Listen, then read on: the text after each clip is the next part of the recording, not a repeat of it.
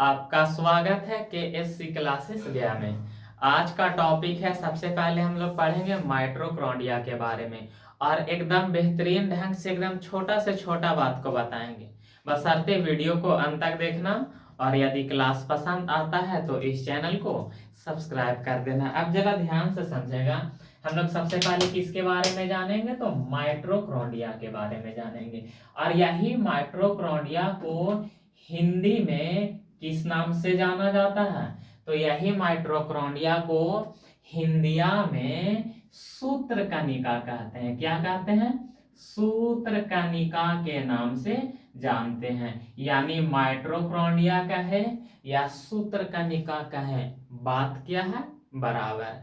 अब जरा ध्यान से समझेगा, ये का है कोशिका और कोशिका के बीचवा में क्या होता है? केंद्रक।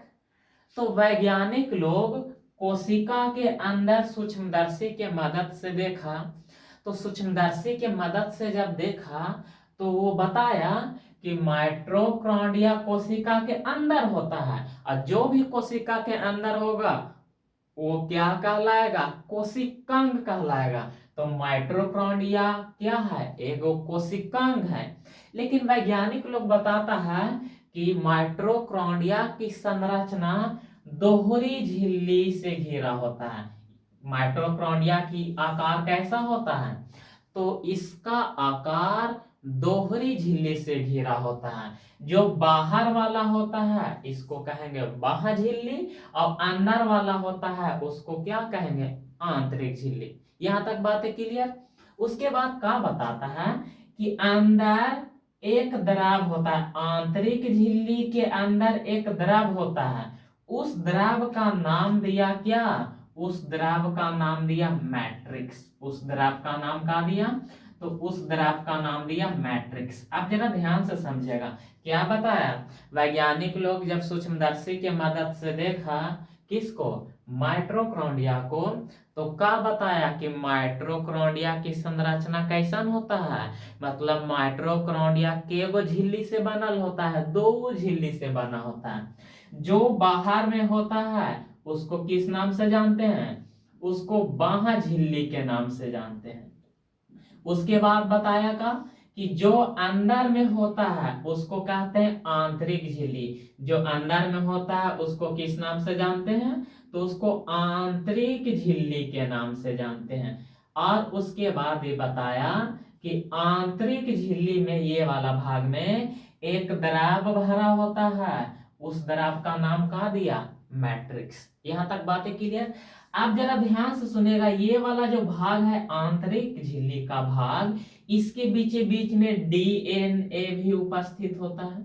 उसके बाद RNA भी उपस्थित होता है। उसके बाद राइबोसोम दो को होता है, एगो 70S और एगो 80S। तो जो छोटका होता है उसको क्या कहते हैं? 70S ribosome. तो इसके भीतर राइबोसोम होता है छोटका, यानी 70S राइबोसोम होता है। यहां तक बातें क्लियर? अब जरा ध्यान से समझेगा। अब बताओ, इसके अंदर ही कोशिका है, कोशिका के अंदर जो भी है वो क्या कहलाएगा? कोशिकांग। उसके बाद वैज्ञानिक लोग कहा कि देख एकर अंदर केंद्रक भी है, उसके बाद राइबोसोम भी है, अंतःपरदावी जालिका है, माइटोकॉन्ड्रिया भी है, लेकिन सबसे बड़ा नजर आ रहा है कौन? तो सबसे बड़ा नजर आ रहा है कौन? माइटोकॉन्ड्रिया। इसीलिए वैज्ञानिक लोग बताया कि माइटोकॉन्ड्रिया सबसे बड़ा कोशिकांग है। माइटोकॉन्ड्रिया सबसे बड़ा का है? तो कोशिकांग है। और उसके बाद कोशिका जीव जंतु में भी होता है और पादप में भी होता है। लेकिन बताया कि यह जीव मतलब जंतु के सबसे बड़ा कोशिकांग कौन है? तो माइटोकॉन्ड्रिया। लेकिन यहां से एक बात और याद रखना, जब कहेगा पादप के सबसे बड़ा कोशिकांग तो लवक। क्लियर?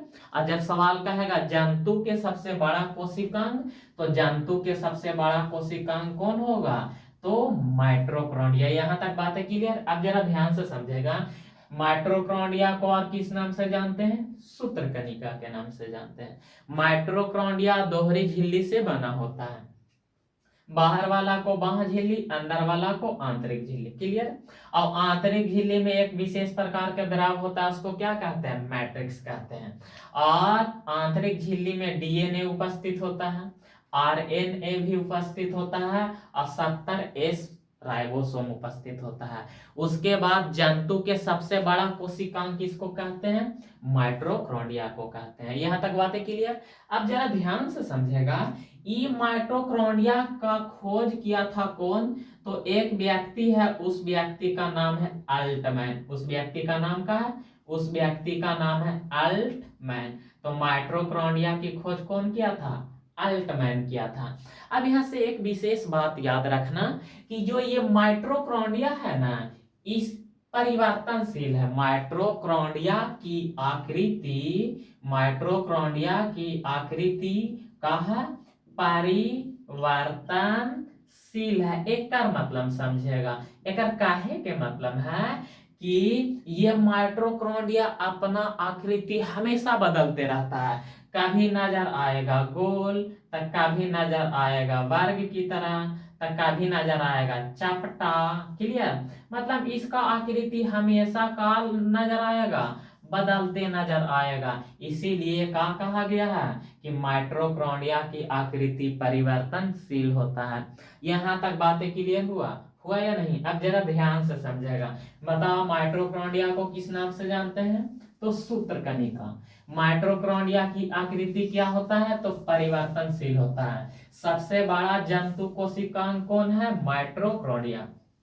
उसके बाद माइटोकॉन्ड्रिया कितना झिल्ली से बनल होता है? 2। बाहर वाला को बाह्य झिल्ली, अंदर वाला को आंतरिक झिल्ली कहते हैं। आंतरिक झिल्ली में क्या उपस्थित होता है? डीएनए, आरएनए और 70S राइबोसोम होता है।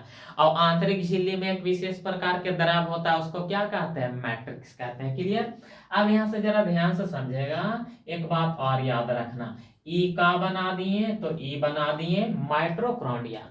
अब माइटोकॉन्ड्रिया की जो आंतरिक झिल्ली है, इसमें उंगली के समान संरचना होता है। इसमें उंगली के समान एक विशेष प्रकार के कहा नजर आता है? तो उंगली के समान एक विशेष प्रकार के संरचना नजर आता है। और इसी को क्या कहते हैं? इसी को कहते हैं क्रिस्टी। क्या कहते हैं? क्रिस्टी। अच्छा बताओ, उसके बाद इसके अंदर एक विशेष प्रकार के द्रव होता है, ये द्रव को क्या कहते हैं? यही द्रव को कहते हैं मैट्रिक्स। क्लियर। उसके बाद अब बताओ कि इसमें कौन कौन उपस्थित होता है? डीएनए होता है, उसके बाद आरएनए होता है, और उसके बाद 70S राइबोसोम होता है। यहाँ से क्या क्या सवाल पूछा जाएगा? सबसे पहला सवाल तो ये बनता है कि माइटोकॉन्ड्रिया के अंदर उंगली के जैसी संरचना होता है, उसको क्या कहते हैं? क्रिस्टी। क्लियर। उसके बाद पूछा जाएगा क्या? माइटोकॉन्ड्रिया के अंदर एक विशेष प्रकार का द्रव होता है, उसको क्या कहते हैं? मैट्रिक्स। क्लियर। उसके बाद अगला प्रश्न क्या बनता है कि माइटोकॉन्ड्रिया के भीतर मैट्रिक्स में कौन कौन उपस्थित होता है? तो डीएनए हो गया, आरएनए हो गया और 70S राइबोसोम उपस्थित होता है। यहां तक तो बातें समझ में आया। अब हम लोग पढ़ेंगे माइटोकॉन्ड्रिया के काम या सूत्रकणिका के काम पढ़ेंगे। क्या पढ़ेंगे? माइटोकॉन्ड्रिया या सूत्रकणिका के काम क्या है, जरा ध्यान से समझेगा। इसका काम है श्वसन करना। इसका काम क्या है? तो इसका काम है श्वसन करना। और जब श्वसन करता है ना, तो ये किसका निर्माण करता है? ऊर्जा का उत्पादन करता है। किसका उत्पादन करता है? ऊर्जा का क्या करता है? उत्पादन करता है। अब ऊर्जा का उत्पादन किस रूप में करता है? तो एटीपी के रूप में करता है। किस रूप में करता है? एटीपी के रूप में। अब जरा ध्यान से समझेगा, क्या बताएं यही कि माइटोकॉन्ड्रिया का पहला काम है श्वसन करता है। तो यहाँ से एक बात जरूर याद रखना कि कोशिका में श्वसन कहाँ संपन्न होता है? तो माइटोकॉन्ड्रिया में। और जब श्वसन करता है तो उस कंडीशन में क्या बनाता है? ऊर्जा बनाता है। और ऊर्जा किस रूप में बनाता है? तो एटीपी के रूप में। अब एटीपी का पूरा नाम क्या है? तो ए से हो गया एडोनिसिन, टी का मतलब हो गया ट्राई और पी का मतलब क्या हो गया? फास्फेट। ए का मतलब क्या हो गया, ए का मतलब एडोनेसिन, क्लियर। अब उसके बाद टी का मतलब क्या हो गया, ट्राई। अब पी का मतलब क्या हो गया, फास्फेट, क्लियर। यहां तक बातें तो समझ में आया। अब जरा ध्यान से सुनेगा कि माइटोकॉन्ड्रिया श्वसन करता है, श्वसन करता है तो ऊर्जा बनाता है, और ऊर्जा किस रूप में बनाता है, तो एटीपी के रूप में। एटीपी का पूरा नाम एडोनेसिन ट्राई फास्फेट होता है। अब बताओ, ऊर्जा बनाता है, इसीलिए माइटोकॉन्ड्रिया को क्या कहते हैं, ऊर्जा गृह कहते हैं। माइटोकॉन्ड्रिया को क्या कहते हैं, ऊर्जा गृह कहते हैं। अब जरा ध्यान से समझेगा, माइटोकॉन्ड्रिया, माइटोकॉन्ड्रिया। अच्छा ये बताओ, यही माइटोकॉन्ड्रिया को क्या कहते हैं, इसी को कहते हैं सूत्रकणिका। क्या कहते हैं, सूत्रकणिका कहते हैं। अब जरा ध्यान से समझेगा, बताओ माइटोकॉन्ड्रिया में क्या संपन्न होता है, श्वसन। श्वसन संपन्न होता है तो क्या बनाता है, ऊर्जा। ऊर्जा किस रूप में बनाता है, एटीपी के रूप में, क्लियर। और यही माइटोकॉन्ड्रिया जब ऊर्जा बनाता है, इसीलिए इसको किस नाम से जानते हैं, ऊर्जा गृह के नाम से जानते हैं, क्लियर। अब यहाँ से क्या क्या सवाल बनता है, जरा ध्यान से समझेगा। पहला सवाल तो ये बनेगा कि कोशिका में श्वसन कहाँ संपन्न होता है, या कोशिका के किस भाग में श्वसन होता है, तो आंसर क्या होना चाहिए, माइटोकॉन्ड्रिया, क्लियर। अब जरा ध्यान से सुनेगा, अगला सवाल क्या बनता है कि माइटोकॉन्ड्रिया में श्वसन संपन्न होता है तो किसका निर्माण होता है, ऊर्जा। और ऊर्जा बनता है किस रूप में, तो एटीपी के रूप में। और इसीलिए माइटोकॉन्ड्रिया को क्या कहते हैं, ऊर्जा घर कहते हैं, या ऊर्जा गृह कहते हैं, क्लियर। अगर इतना बात याद रहेगा तो माइटोकॉन्ड्रिया या सूत्रकणिका से जो भी सवाल बनता है, अगर पूछ दिया यहाँ से, अगर पूरा याद रहेगा तो हर हाल में सवाल आपसे छूटेगा नहीं, आप उसे आराम से बना दीजिएगा। बस रहने दिया जाए, और यदि क्लास अच्छा लगा तो इस चैनल को सब्सक्राइब कर देना।